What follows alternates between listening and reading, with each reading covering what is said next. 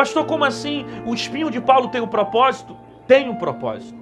E eu te explico o propósito no próprio texto que nós estamos lendo de 2 Coríntios capítulo 12, a partir do verso 9.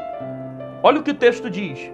Acerca da qual 3 vezes orei ao Senhor para que desviasse de mim o espinho.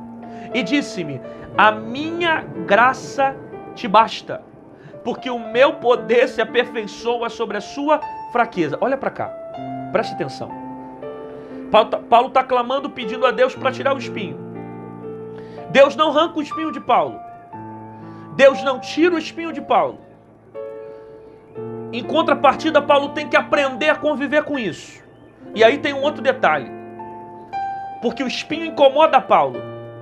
Deus não tira o processo, mas Deus fortifica Paulo nesse processo. Você está recebendo essa palavra ou não? Às vezes Deus não vai tirar o espinho, às vezes Deus não vai tirar o processo, às vezes Deus não vai tirar certos problemas da tua vida, mas Deus vai te dar força para suportar. Deus vai te dar estrutura para suportar. Deus vai te dar sabedoria para saber como agir. Deus vai te dar direcionamento para saber como falar. Às vezes Deus não arranca o espinho, mas no meio da dificuldade Ele vai te dando capacidade.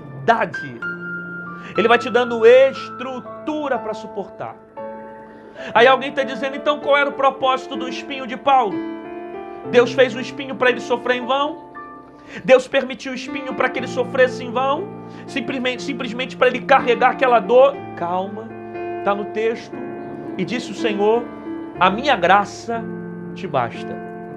Perceba, Deus permite o espinho na vida de Paulo, para que através do espinho Paulo entenda o que é graça.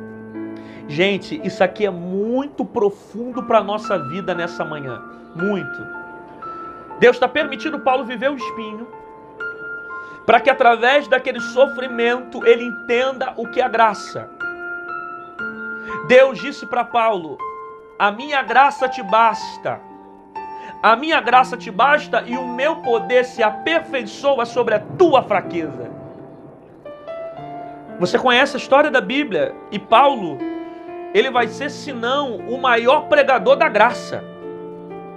Se um dos maiores ele é, mas se não for o maior pregador da graça, porque todo o conhecimento de graça que nós temos hoje é devido às aplicações que Paulo trouxe através das cartas para a igreja. Paulo entendeu a graça como nenhum outro homem. Ele só vai entender a graça por causa do espinho. Aí você entende que se não tivesse espinho, Paulo não entendia a graça. Então por que Deus permitiu o espinho na vida de Paulo? Para que através daquele sofrimento ele entendesse o que é graça. O que na verdade Deus quer revelar para Paulo é a graça. O que Deus quer mostrar para Paulo é a graça. Que tudo que ele tem, que tudo que ele faz, que tudo que ele recebe, ele não recebe por merecimento, ele recebe por favor imerecido. Sabe o que significa graça? É você receber aquilo que você não merece. Eu não mereço o amor de Deus, só que Deus resolveu me amar. Isso é graça.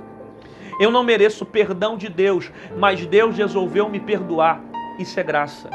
Eu não mereço a misericórdia de Deus, mas Ele foi misericordioso por mim, mesmo eu sendo pecador, culpado dos meus pecados. Isso é graça. É receber aquilo que não merece.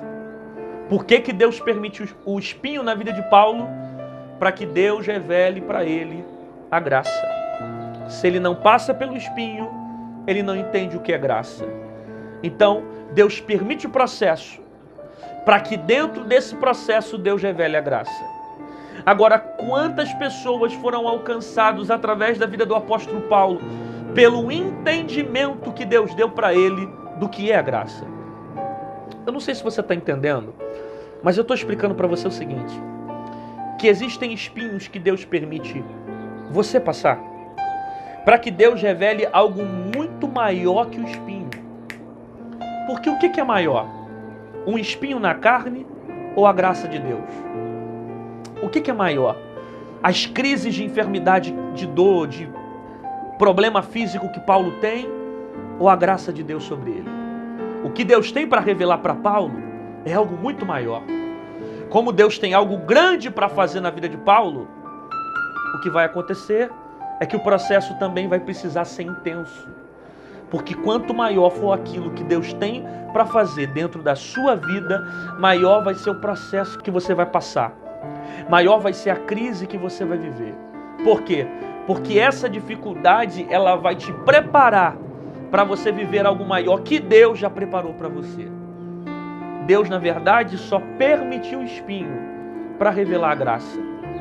Aí Paulo diz: Senhor, mas eu não tenho condições, eu sou fraco, eu sou pecador. Aí Deus diz para Paulo: o meu poder se aperfeiçoa sobre a tua fraqueza. Você consegue entender essa palavra? Que Deus mostra para Paulo que é graça. E quando ele diz que ele é pecador, que ele não consegue, não tem condições de estar de pé, Deus diz para ele: é nessa hora que eu te fortaleço.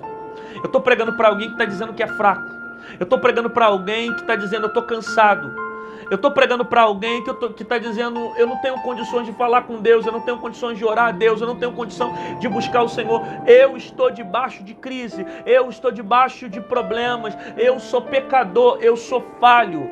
É nesse momento que você reconhece as suas fraquezas, que a Bíblia diz que o poder de Deus se aperfeiçoa sobre você.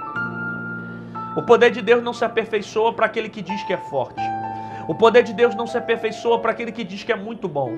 O poder de Deus não se aperfeiçoa para aquele que diz que tem estrutura. O poder de Deus se aperfeiçoa para aquele que diz que é fraco.